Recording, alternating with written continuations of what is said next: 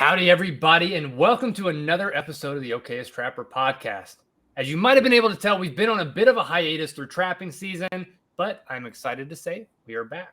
And today's guest is a retired Air Force veteran who lives in the same county that I do, just in a completely opposite space within that county. She has 2 kids, lives on a small 1-acre farm, is a registered nurse, and of course, is a trapper.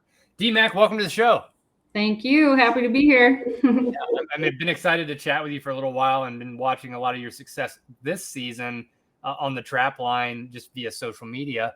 But before we dive into any of the current state of affairs around trapping yourself, just as a person, can you just think back into your memory piggy bank of when you were first ever exposed to trapping?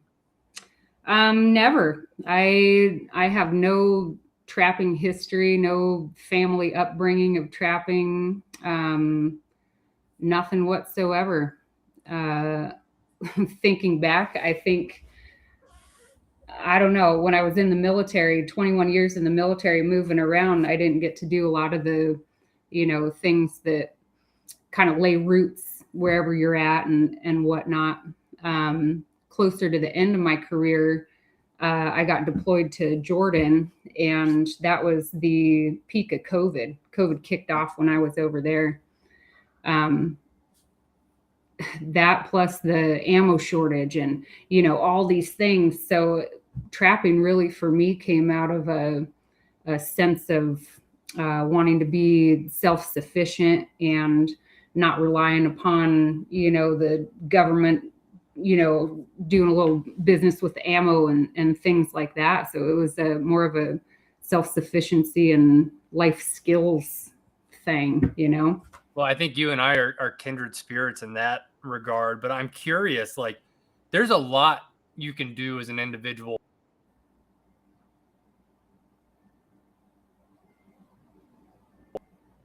for self-sufficiency and do all of that. Regardless, from your perspective, how did trapping come onto the scene for you? Like I said, there's a lot you can do for self-sufficiency, but trapping's very specific. Did you know somebody that trapped? Did you go to a store and see a trap hanging and get curious? No, I kind of along the lines of, my dad got me into reloading a little bit, enough to where I'm like, oh, this is cool. I can make my own ammo. Yay. But then you're still reliant upon the world to supply you with primers, your powder, there's only so many times you can reuse your brass, and you need all this stuff, the trapping thought kind of came out of my same realm for getting into archery big time too, to where I'm like, well, I can buy, 100 arrows and, however many broadheads and whatever. And I'm pretty self-sufficient there. I'm not relying upon anything. And then, so that kind of spun me up for what else can I do? Well, I could get a bunch of traps, once you have your traps, that's all you need, bait comes if you want it to. You can, usually you've got weird friends that, have a bucket of something back there rotting away, and you're not relying upon anybody. So that's where I went with that. And I'm like, heck yeah. And then with my kind of crafty side and stuff like that, I'm like, oh my God, I can do stuff with the fur and the skulls and the claws and, all these weird things, so it really turned into a passion to figure it out. Yeah. And like you said, it is one of those weird recreations where you can do a lot with a critter, from the skulls to the claws to the quills to literally everything, which I think is one of the best and most fascinating parts about trapping. But when you decided to go down this path, you're like, I want to have this level of self-sufficiency. Where did you start? And the reason I ask that is, a lot of people who listen to this show are like myself, who started trapping later in life or thinking about getting into trapping later in life. And it's, maybe on the surface, you don't expect it to be a kind of a daunting or hard thing to get into. but there's not as much information out there as you would imagine, like having to Mhm. figure out the licensing aspects. Like, where did you start? Were you just like, let me go to Idaho Fish and Game, go to the, Trapper's Ed, or was it more elementary of like, let me look at some YouTube videos, let me see what I should buy? No, I do everything kind of backwards, I think, and I don't know. There's a trapper friend of mine right now he focuses on wolf and animals like that, which that's what I wanted to do, because I'm like, who doesn't want to be a badass wolf trapper? You know what I Yep. mean? Like, yeah. So, but he's like, oh, I think I want to get into water trapping, and I'm like, oh my god, like I need to talk to you before you just start buying stuff. But after I retired from the military, I just went straight to Trapper's Ed and got my cert. It was in some part of the COVID era, so it was kind of weird. But I had my class scheduled for January, got the COVID, was just sicker than sick, and then the next class was February. Got my cert, and I was like, I got to do something. And so I live about 25 minutes north of the river here, the Snake River. And I was like, water trapping, that seems pretty easy to get into, like you're not having to, do all this trap prep and, all these things. And, so I just got some Duke 1.5s. I was ordering left and right, had no clue what I was ordering. And I had traps out in the water. And that was back when the water trapping season for muskrat and beaver ended March 31st. Yep. Which now it's April 15th, which is like, yay, but also like, oh my God, that's more trapping to do, with my busy schedule. But I had traps in the water, and I had roughly 2.5 weeks before season ended, and I ended up trapping 22 muskrat in that 2.5 weeks. And I was like, I'm hooked, So, and that was, oh God, so many learning curves with that too, because I didn't have a trapping mentor here local. It's all YouTube and reading and like, gosh, all the different ways that people do things. It's daunting, and I don't know. How did you overcome that? So you chose the water trapping, which, by the way, like, I'm a wolfer up in Atlanta, but I also love my water trapping there on the Boise River at the headwaters. What did you do? You caught 20 muskrats in that 2.5 weeks. That's freaking awesome. Yeah. Like, what was your first set? And then how long did it take for you to connect? Because I think that's one of those things, like, I'm getting to the question of like, what was it like walking up on your first critter in a trap? But I'm curious what you started with and how long it took for you to see success. It took me about a week. And I was using just your standard like fiberglass rod with your Hags clip and the little Duke, sitting on that little Hags bait holder up top with the carrot, So I'm like, oh, carrots, that makes sense, whatever. But for that whole first week, my carrots were gone. And so I'm like, okay, like I need to do something. Is it the geese and the ducks and stuff stealing my carrots? So I came up with this little hardware cloth. I called it the carrot keeper. That kept my carrot caged in there, and so I was putting those out everywhere. And I still wasn't successful. Well, doing a little more reading, I didn't know to, adjust my pan tension.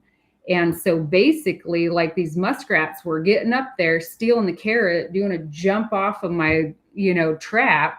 Mm-hmm. And I'm like, wow, that's a whole week that I could have been successful, So I went around with my little tool bag and my kayak, got out there and adjusted everything. And then I just started nailing them, because they couldn't do a little dive off of my trap anymore, But yeah, it was so exciting. And then the end of that first season, the day that I pulled my traps, a huge beaver jumped out in front of me, and I was like, I'll see you next year.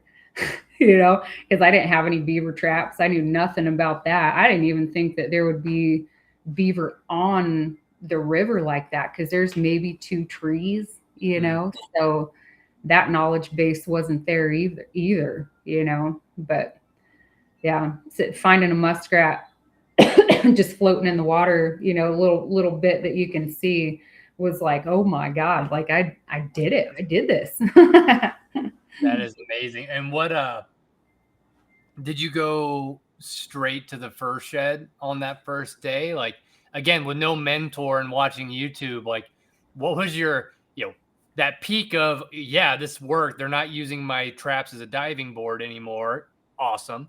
And then B, going into, now what do I do? Like, what was that experience like? Was it a little bit of like deer in the headlights, or was it like, all right, here we go?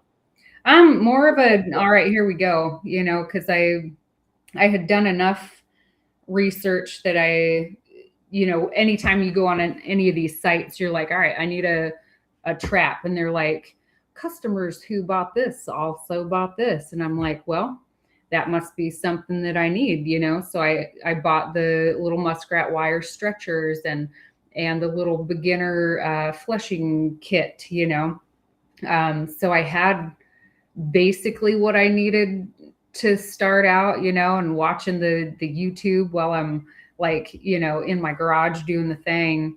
And then it was just feverish ordering after that, where I'm like, all right, well, I burned through my 6 stretchers already. Like, how many of these do I need? And so just orders after orders to, get up my inventory of things that I needed, Yeah. I'm curious, now you've been a few years into trapping. Looking back, do you have any recollection of what those first muskrats looked like being put up compared to like what you would be able to do today? Or was it pretty good, all things considered? No, it was pretty good. I'm pretty OCD when it comes to doing things right. I would say the difference would be, that first muskrat probably took me an hour, like, to where I'm just like, all right, like it said, the ears, and like, oh, I don't know, like, and now, and I nail a couple muskrat out on the river now, it's not daunting. When I come home, I can have those done real quick on the stretcher, and I'm off doing whatever, so it's definitely more time efficient now with what experience I have with those. But beaver, I'm a little slower, just because you never know how big they are, and they're interesting thing to flesh out. Yeah, a little different than a muskrat and a little more time consuming. So I got to ask too. So what was your career in the Air Force? Because you mentioned you're a little OCD. You mentioned like you seem to have some sort of like mechanical skills to lean on to some degree. What did you do in the Air Force for 21 years? Well, I think the only reason I lasted 21 years, is I split it up. My first 10 years, I was ground radar maintenance. So I was enlisted. So I worked on the radar systems, the weather system radar, soldering little circuit boards and, doing all that stuff. And then 10 years in, I'm like, I don't want to do this forever. Like, I don't see this being a smart career once I, get out of the military. What would I do with that? Go work for the weather people. And I don't want to do that. And so I found that the Air Force had a commissioning program, which is basically like a scholarship that you can apply for. And my choices were linguist, nursing, or engineering. And I'm like, well, I don't think I want to do engineering stuff. Like I'll build a chicken coop, but I don't want to do big things, linguistics. I can't even learn Spanish, so to learn multiple languages, absolutely not. And I was like, I could be a nurse, like I don't mind the blood and gore, and I like helping people, So I commissioned and became an officer and finished out my last 11 years doing that. Well, that's amazing. How is that transition? And I'm just curious too. I would imagine some nursing skills probably translate pretty well to trapping, whether that's like, having to put skunks down, like, using needles and, just understanding anatomy, things like that. Like those are probably pretty useful things on the trap line, if I had to guess. Yeah, there's times that I giggle at some of the things I do, like, how I put gloves on, because we do sterile field stuff, or, turning the bag over to get all the whatever it is that I'm working with in there, so a lot of funny little nursing things like that, thinking about doing certain stitches, like if I nick a pelt or something like that, I'm like, oh, I could do a mattress stitch on that, and sew that up, or just goofy things like that. But I don't know.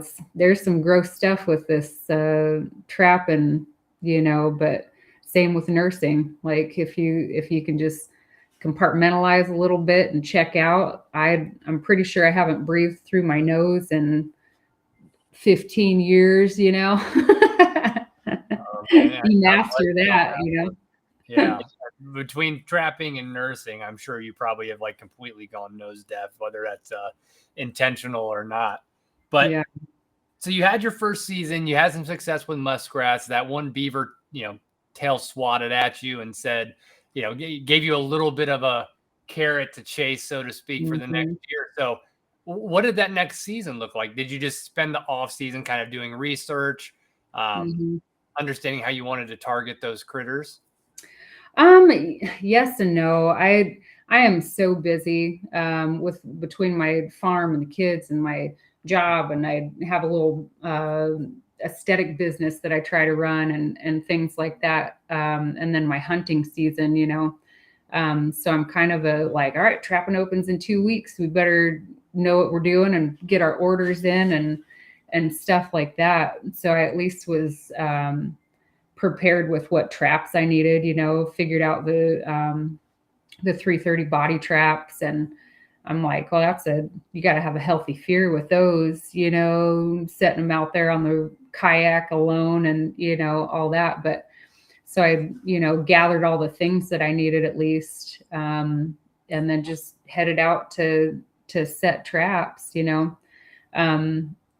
that first year that I added beaver trapping on top of that, man, it spoiled me.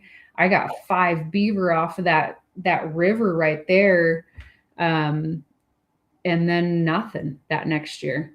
Like, so it's each year has its theme, so I got spoiled the first 2 years. Third year, it was kind of crickets out there, no beaver. Seemed like the muskrats had a little meeting before season. They're like, remember the year of the carrot? We're not going to touch the carrots this year, so it got a little discouraging that year. And what do? You just keep at it or move on to another spot. But I didn't really have another spot at that point, Yeah. Yeah, that's always rough. I have been through enough trapping droughts across all manner of critter to know that that's just kind of comes and goes with literal different seasons. But obviously you bounce back from that, had that season, and now you're back in it again. How has like trapping in your assessment actually helped you with your self-sufficiency and resiliency? I'm curious because I have my own feelings too, because there's times like, yeah, you could trap for meat if you needed to. Beaver tastes great. There's all sorts of things like that. But like, I'm curious where learning this trade has affected you and what your initial goal was. And was it what you expected or was it different? Yeah, no, it ended up being different. And that's something that I would say in the past year, it has really settled in to be kind of a different, I guess, course that my passion took with it. 2 things I've realized that, growing up, my dad got me into hunting a little bit. We've got a couple deer that we got together down in Nebraska. And but he raised Percheron draft horses. And so, I grew up with that, to where he was out doing all this like farming stuff with the horses, from like plowing fields and hay and, doing all these things. And as a kid, you don't think about that too much, but, to see, some of these skills in the world, they're going to be gone at some point. There's not going to be anybody plowing with horses, or,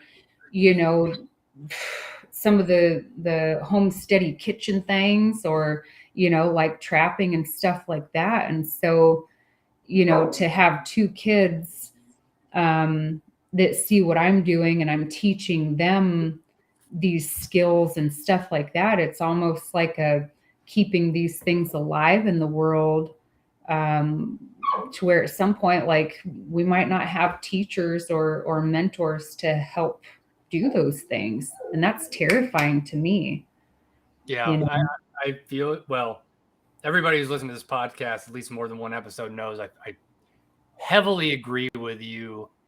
Teaching kids, my kids, you have kids that are a little older than mine, but the trades, whether that be trapping, whether that be mechanical things, like especially in the age of AI, like there is a new approach to education I think we all need to take, and teaching life skills that can't be replaced, or in the event of, you mentioned it in COVID, where you were thinking about, man, I don't want to rely on government. I don't want to rely on things outside of my control. Maybe you're OCD. I'm OCD in that regard. Like, I don't like to rely on other people to be able to provide for me and my family. And that's what drove me down this path too. But I agree, like showing our kids, showing other people's kids that there's ways to do this is absolutely vital for us to keep moving on as a country, really. Oh, for sure. Yeah. Yeah. Yeah. The whole AI thing, between that and, I don't know, the social media world with, those being careers for this generation right now, I could go on and on about that, so my kids at one point, I'm sure, will be like, Mom, quit telling us we need to get a skill, like welding, or, something like that, because, it's those true skills that the rest of the people now, this generation, are going to be dependent upon us and my children, your children, that actually have those true skills. Yeah, I have a theory. Well, one, I'll send you a copy of my new book, The Trade Gap, or I'll meet you at some point, because we're geographically very close and our paths seem to cross quite a bit geographically.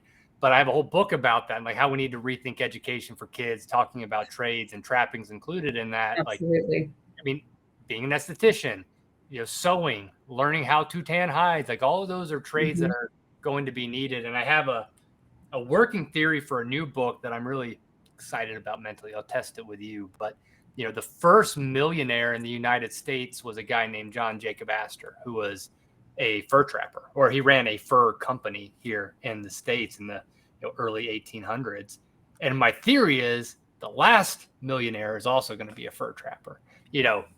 That full kind of tilt scenario where you go from both ends, because at one point things are going to eventually break down, and it's going to be people relying on others to provide the basics: food, water, shelter. Oh, and that's exactly what, a skill we have when you can turn fur into wearable leathers. Yep. Yeah. And all the skills that come with actually being able to do that are, yep, absolutely. I have a couple people in my life that they're like, oh, have you been tracking silver prices? And I'm like, oh, not really. Like I might have a little silver tucked away, but I'm like, if things hit the fan, in my eyes, my skill set, the things that I can do, will be worth more than anything. Like, people come to me to process their chickens and, do all sorts of stuff like that. I'm like, those skills, I'll be rich, like, because the rest of the world has to pay a guy, and they're going to be paying this guy, Which is a good position to be in an end of world scenario, for sure. Yeah. But you went down that path, so it's a little different than what you expected it to be. Mm-hmm. Yeah. When did you expand into and being on the land? So you started in the water, you were in trying to target critters. I saw potentially recently and Oh coyote and man, yeah.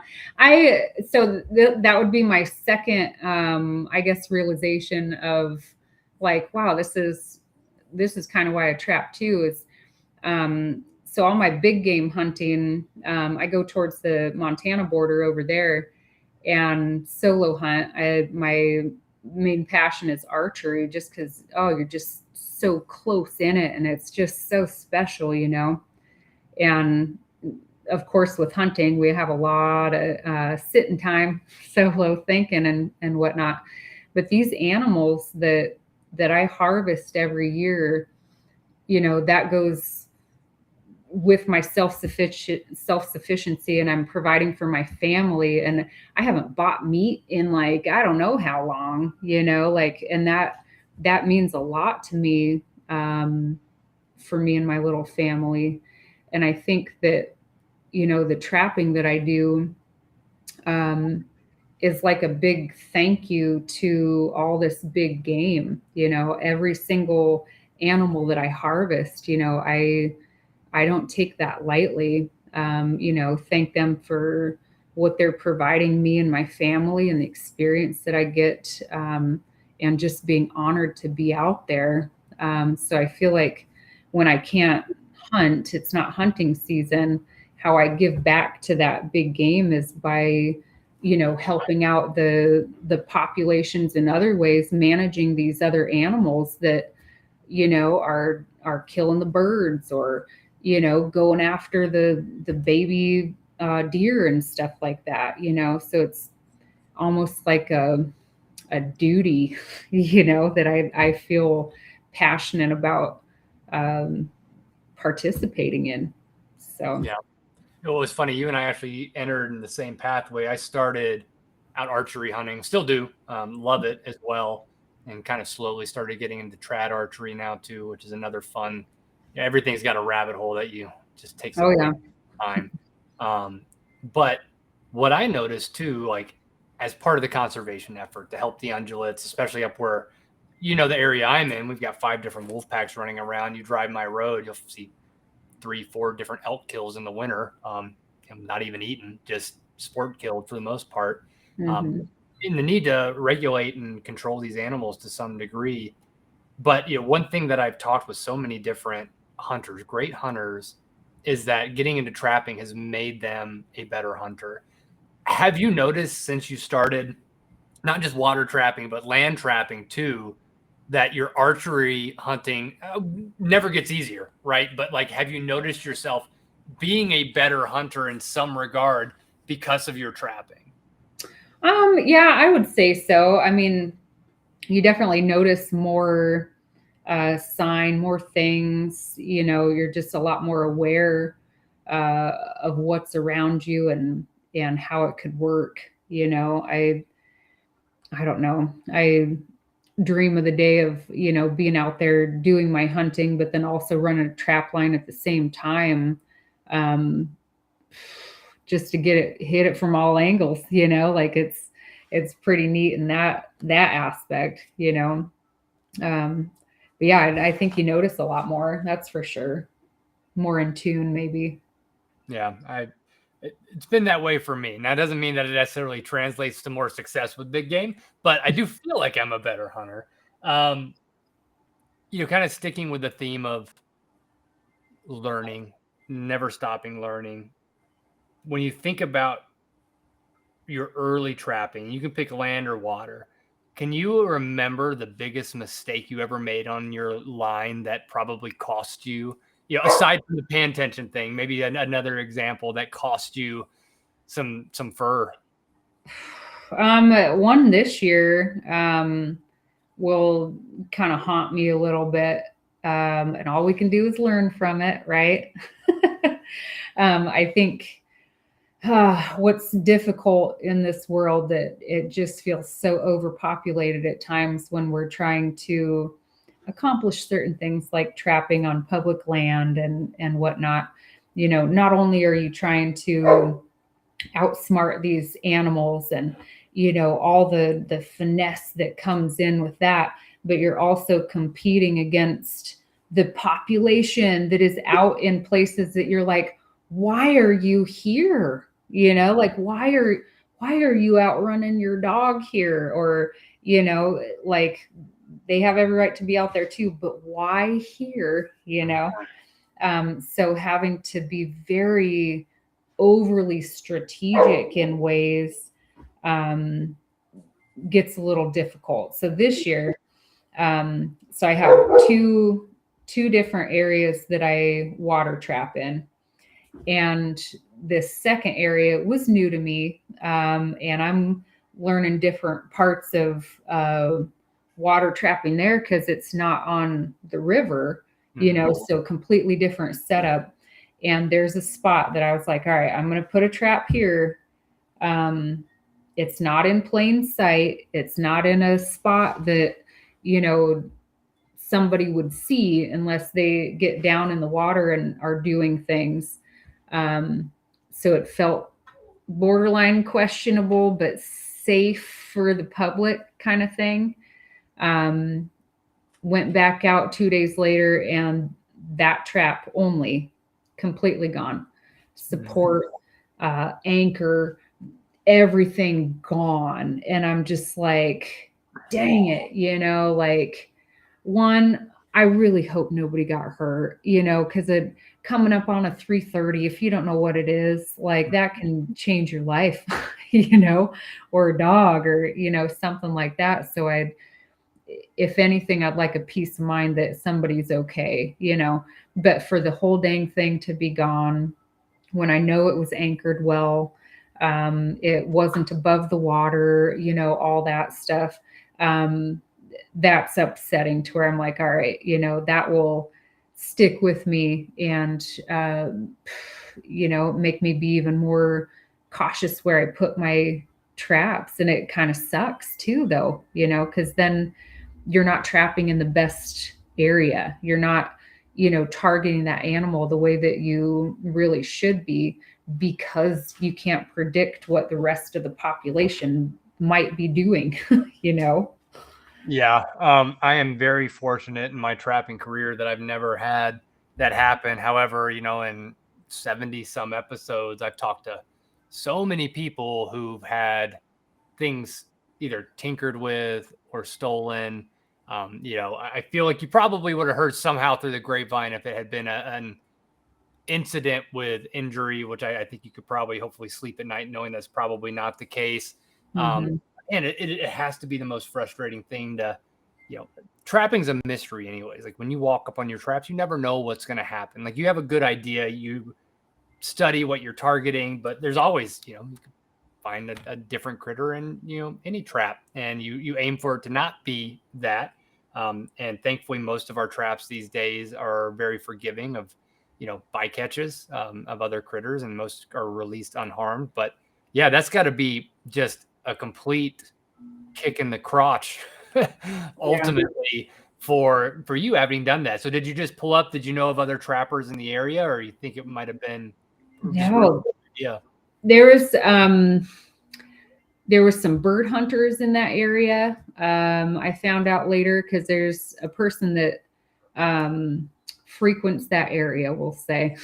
And so they're like, well, we saw a white truck out there. They had a bird dog out. And so I'm like, well, it makes, I understand. However, the amount of bird hunters that inherently hate trappers, maybe that's what happened to it. They're like, wow, dang, this trapper, like it's unsafe for my dog, versus like coexisting and realizing that us trappers help boost the population of the birds that they're out hunting. You know what I mean? So if we could have like a common ground of being kind and not stealing traps or something, maybe it wasn't one of those, but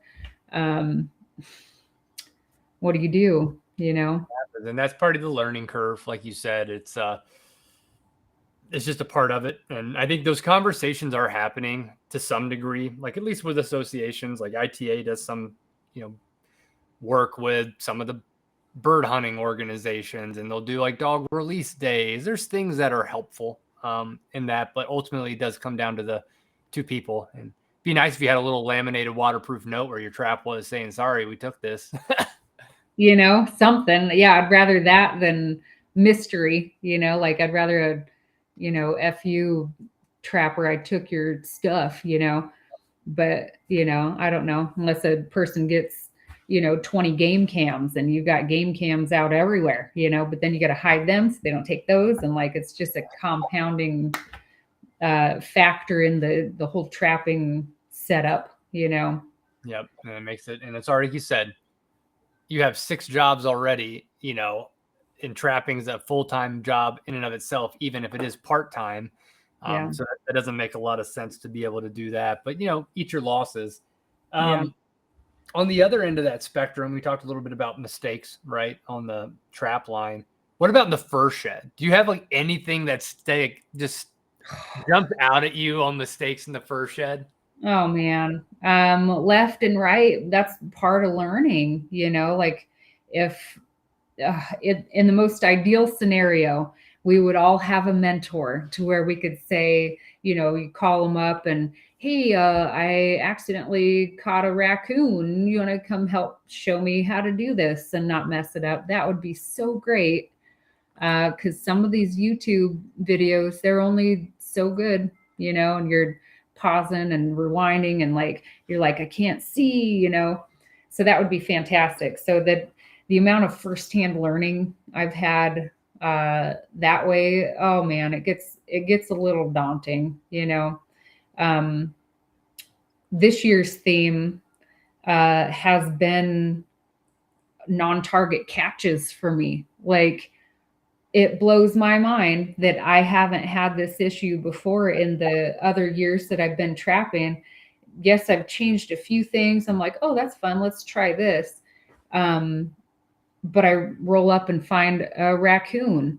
I've found a badger where it should have been a coyote. And then I moved one of my other muskrat sets, and I'm like, oh, it's a little shallow here, but it should be okay.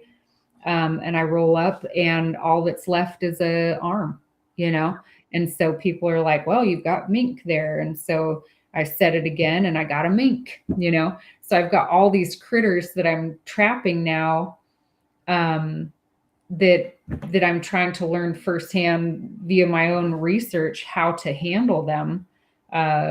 Ordering like crazy again.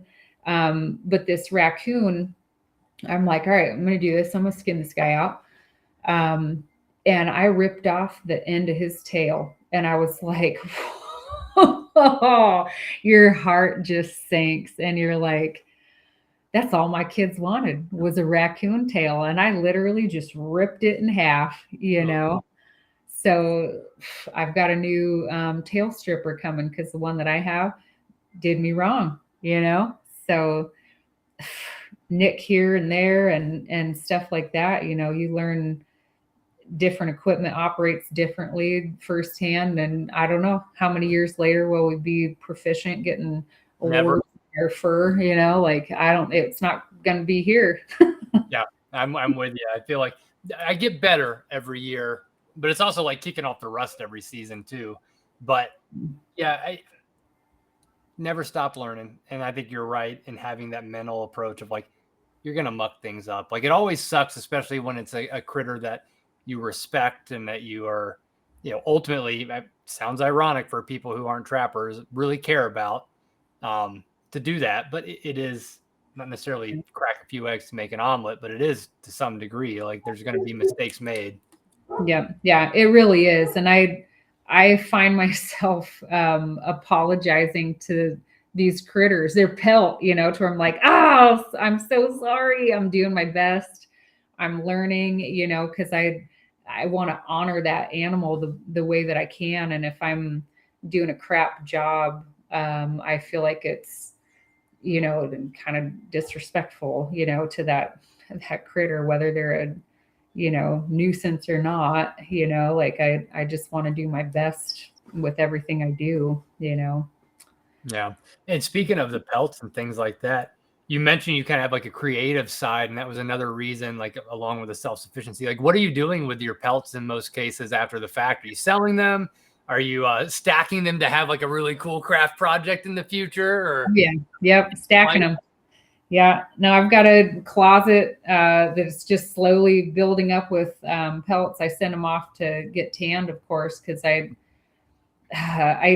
my new mantra this past 2 years is just because you can doesn't mean that you should.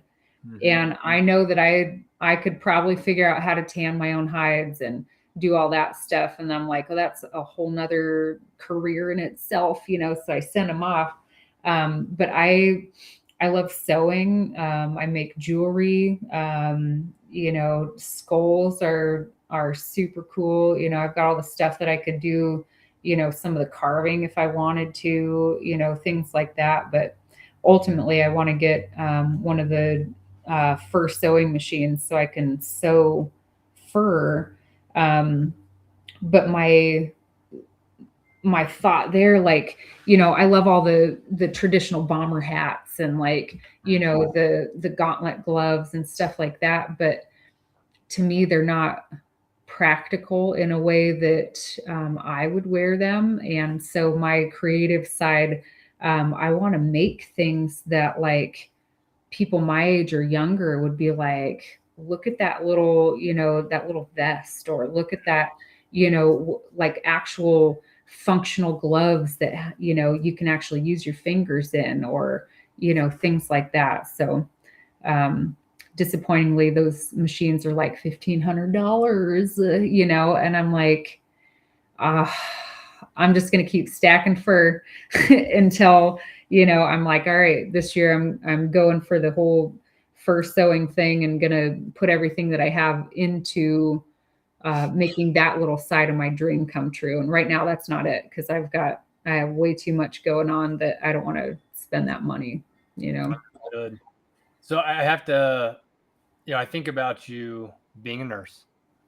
I've been in St. Al's, I've been in St. Luke's. I just imagine, like at a nurse's station, you standing there and you talking with some other nurses, and you're going around the room, and someone's like, I just really love pickleball on the weekend, or I love, insert other normal hobby, and then it gets around to D, and they're like, well, what are you doing this weekend? And you're like, probably turning something inside out and putting it in my closet. Um, Yeah. what are those conversations like, in your circle, like your social circles outside of like trappers? Like, it's got to be interesting. And do people find it interesting, or they just like start taking a few steps back from you? Or it's a good mix, I would say. I've worked at St. Luke's in Boise for 2.5 years now.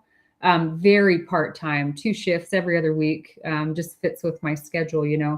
But you kind of get a reputation, like one of the nurses the other day, we were in the break room together, and she's like, what weird meat did you bring today, Dee? And so I laugh, because it's gonna be something. Right now I've got fresh beaver meat in the fridge that I'm like, don't be the weirdo, don't bring beaver meat to work, like they already think that I'm kind of a weirdo anyhow. But I think I don't know. I don't have those conversations with the nurses as much. But the patients, like, there's some really cool patients that roll through there.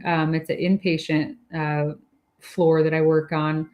And I can tell my crowd, and so during hunting season, I'm chatting with all the hunters, or the patient's husband's a big hunter or trapper and stuff. So I find my people there, to where I have a social outlet there, versus like the 20-something-year-old nurses that are fresh out of college, and they're like, you do what?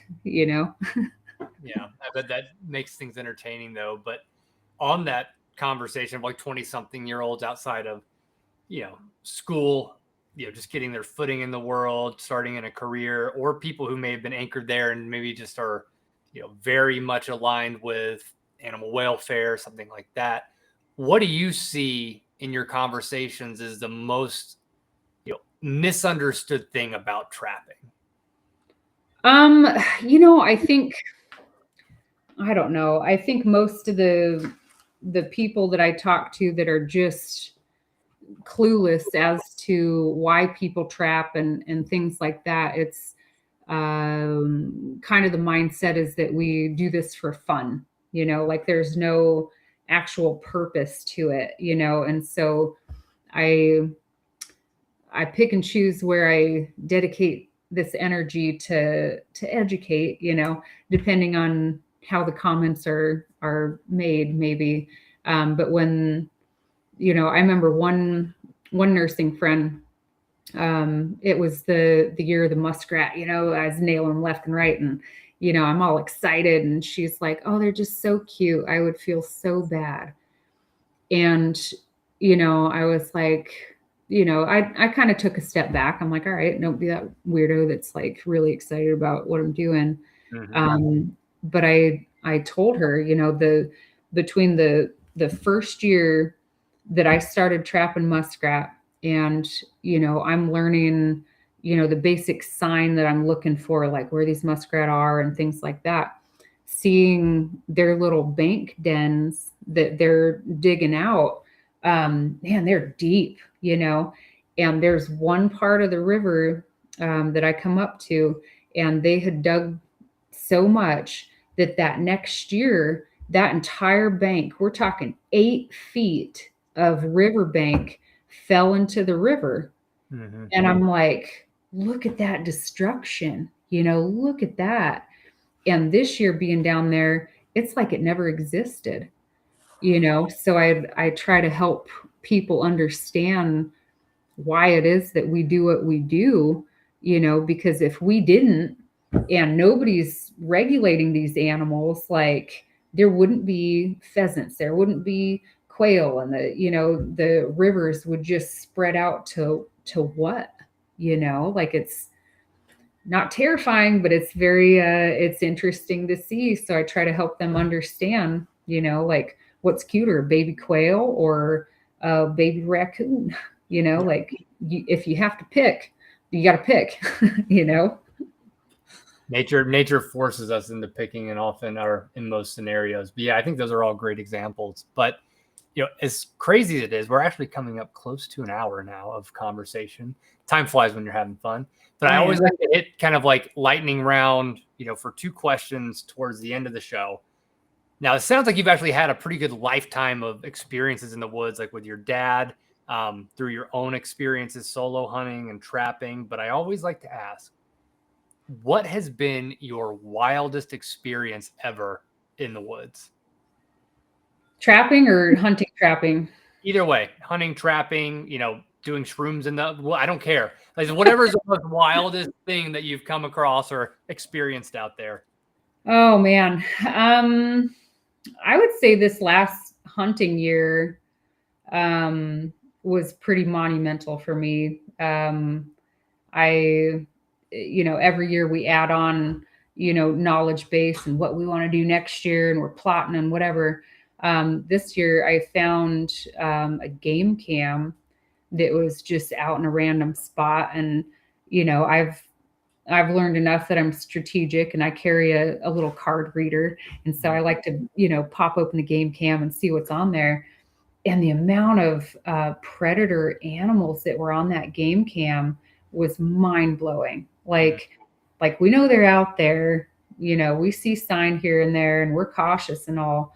But one of the pictures was 6 mountain lion in one frame, and I'm just like, wow, like that's incredible. That is an incredible amount of predators in one area, and then the second thought is like, how cute is that? Me out here with my bow solo, what are you doing? And then that same, hunting season, I was out there for almost a month because my archery tag coincides with, elk, deer, and, so I can basically stick anything that runs. I found a elk carcass, um, and started watching that. And the bear that were coming into this carcass was phenomenal. Mm. Like, and again, I'm like, oh, I'm gonna get that bear, like with my bow. you know, I'm like, what are you doing? I've got two bear under my belt, but with a rifle, you know. Um, but to switch gears from, going after the elk, that were kind of in the area, they're getting pushed around a little bit, to, shifting my focus to the bear, that were there. I don't know. It was, kind of spoke to my soul a little bit. Like I would rather get that bear because he was huge. Like Mm. I put a game cam out on that carcass, and what came in, phenomenal. And oh man, he was beautiful. And I ran out of time, to get him, because there was no good way to get to him, because he was on that carcass dang near 24/7, Um, but I don't know. It was a great experience out there, not having to, go out there, and I've got 3 days to get something and get home, and just kind of a spiritual, experience, to where I wanted that bear, worse than an elk, like get that predator population down in there a little bit, because it was pretty crazy to see. That's why I love spring and fall bear hunting. Like there is something that speaks to it, like whether that's mountain lion or the wolves. Like when you see the destruction in some regards, like you do feel like almost an obligation. Like I really like these elk. I'd love to take one. I need the meat, but if you're there and they're showing up, like is energy better suited towards predator control? Maybe Yeah. not. But there is something that's a little spiritual about it for sure. Yeah, yeah. Well, and the cool thing this year, well, this last year, my son got his first deer, with a rifle, and it was kind of a fun realization, to where I'm like, wow, like there's another hunter in this family to fill the freezer, and so come fall hunting, it takes a little pressure off of me, to where, maybe I can throw in a box of traps, and, you know, I might throw in a bear bait maybe, and like go chuck it up that draw, and, have more fun with my hunting and trapping, knowing that the freezer will still get filled, and I can branch out to whatever the heck it is that makes sense to do so with what I'm seeing. Love it. Last question. This is for you as a nurse. This is a would you rather. This is what we always end on. So, would you rather have to treat a severely injured stranger in the woods with what's only in your trapper's pack, or humanely dispatch a trapped animal, could be a raccoon, coyote, whatever, but you have 10 suburban hikers standing there watching and filming you? um, Gosh, the first one sounds like a fun challenge. I I don't know. I kind of thrive in situations like that. That I'd be like, all right, how am I going to sterilize this? What do I have in here? I mean, there's nothing sterile in a trapper's pack, though. Like that would be pretty gross. Uh, Just um, slap a bait on it. It'll be fine, right? ooh, yeah. I mean, gangrene, make it rot first, and then we'll find some maggots. I've seen maggot therapy. It eats the dead tissue off. That we could go that route. I'd take the second though. I have no problem showing people how things done. Like there's a lot of naivete in this world that I think should be cured sooner than later. And if these suburban people are out there and don't realize what goes on, in the woods and stuff like that, and what needs to be done here and there, I'm willing to open their eyes and show them. So post me online, but I don't care, like I don't care. Once you've been, in the military 21 years and had some of the experiences that I have, and I'm working part-time, I don't have to work for the man, like bring it on. I'm an open book. Love it. Well, Dee, this has been an awesome conversation. I really appreciate it. Where can people find out more about you? I'm definitely on the Facebook quite a bit. Dee Mack on Facebook, and I do have an Instagram. I don't do a ton with it. It auto posts from my Facebook stuff, so I'll be on there. But T Mac McGee on the Instagram. Good old military nicknames here and there. Yeah, they always stick with you long after the career's over. But Dee, oh yeah, I appreciate it. I hope you had a good time as well. And for everybody listening, we'll catch you on another episode of the Okayest Trapper podcast. All right. Thank you so much.